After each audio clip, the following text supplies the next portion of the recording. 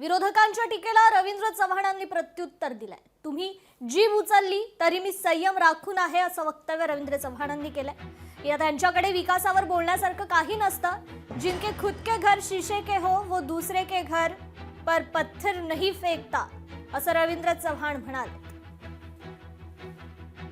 स्वतःला शिवसैनिक समजत होते पूर्वी, इथे भांडुपला होते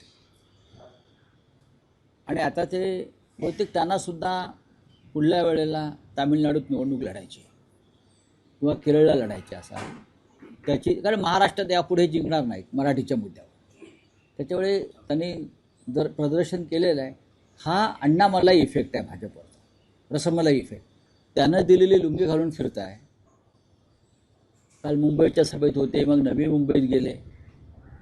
कठीण आहे लोकांचं, यांचं मानसिक संतुलन बिघडलं आहे, हे वेडे झाले आहेत लोक, यांचा पराभव होणं गरजेचं आहे। तर तिकडे कल्याण डोंबिवली महानगरपालिकेत राडा झालाय। प्रभाग क्रमांक 29 मध्ये शिवसेना भाजपमध्ये हा राडा झालाय। राड्याचे व्हिडिओ सध्या सोशल मीडियावर व्हायरल झालेले आहेत।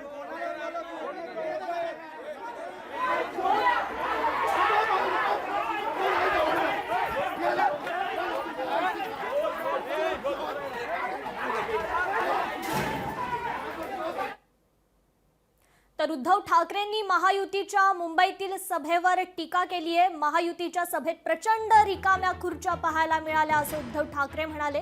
तर रिकाम्या खुर्च्यांसमोर मुख्यमंत्र्यांचा कंठ फुटला अशी ही टीका उद्धव ठाकरेंनी केली आहे। काल सुद्धा आपण पाहिला असाल, प्रचंड खुर्च्यांच्या समोर पाहिलं ना, याला जिथे तिथे खुर्च्याच दिसतात। सत्तेची पण खुर्ची आणि समोर श्रोते नसतातच, तिथे सुद्धा खुर्च्याच असतात। पण काय खुर्च्यांचा प्रतिसाद होता, प्रचंड प्रतिसाद खुर्च्यांचा। आणि त्या खुर्च्यांचा प्रतिसाद पाहून मुख्यमंत्र्यांनी सुद्धा काय त्यांचा मुद्दा होता, हे सगळे बकवास लोक आहेत, याला मुंबईची काही पडलेली नाहीये। लोकशाही मराठी ऐका, पहा, जागरूक रहा।